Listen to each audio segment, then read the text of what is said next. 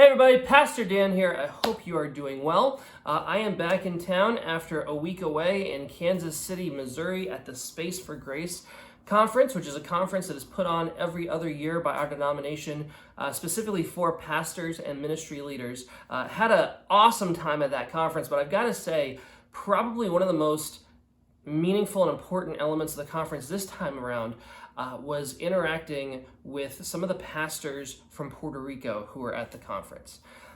These are folks who left the island just a day or two before Hurricane Fiona hit and brought all the flooding and absolutely devastated the island of Puerto Rico. There were a number of folks who were supposed to be at this conference who weren't able to make it, including a number of speakers who couldn't get off the island because of the storm.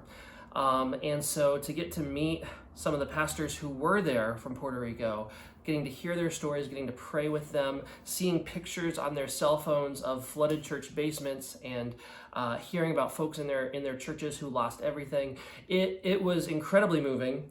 And it made this natural disaster really come to life for me in a way that not many of them do. Now, I know over the last week and a half or so, a number of you have reached out to our church asking, what can we do? How can we help? How can we support the relief efforts happening in Puerto Rico? There are all sorts of great agencies and ministries and nonprofits that are there on the ground helping with relief efforts. For our part as a congregation, what we do is every year in June, we take the One Great Hour of Sharing offering. It's one of our special communion offerings, again, in June. And that goes to disaster relief efforts, refugee resettlement, helping to build wells, that sort of work all over the world. So if you gave to One Great Hour of Sharing back in June, you technically have already supported relief efforts in Puerto Rico. So good job there. But of course, that's the time that we do it. We do that offering in June. You can give to One Great Hour of Sharing and the work that they're doing anytime during the year. If you look on the first forward on our church newsletter, right under this video somewhere, there should be a link to a page that's talking about how One Great Hour of Sharing funds are being used to help folks in Puerto Rico.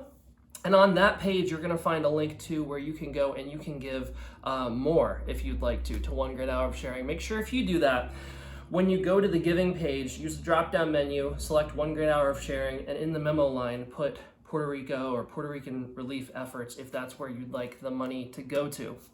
And if you'd like to give to this, but you're not an online giving type, you'd rather give in person this Sunday, that is absolutely fine. Just make sure on your envelope or on the memo line of the check itself, write OGHS, as in One Great Hour of Sharing Puerto Rico. And we will make sure that those funds are directed to the relief efforts happening on the island. Thank you so much for considering giving to that and helping the folks down in Puerto Rico. I know they need the money a lot. Before you click away from this video, I want to encourage you to take a look at the first forward this week. We've got a lot of great, exciting stuff coming up at the church. You're also going to notice that in the first forward, we've streamlined it a little bit. We've gone with more of like a date and time sort of format rather than a blurb you've got to read about everything. So we've kind of got it all captured there, real easy to see what's coming up at church over the next couple of weeks. Take a look at that. I will see you at worship this Sunday at 10 a.m. Grace and peace.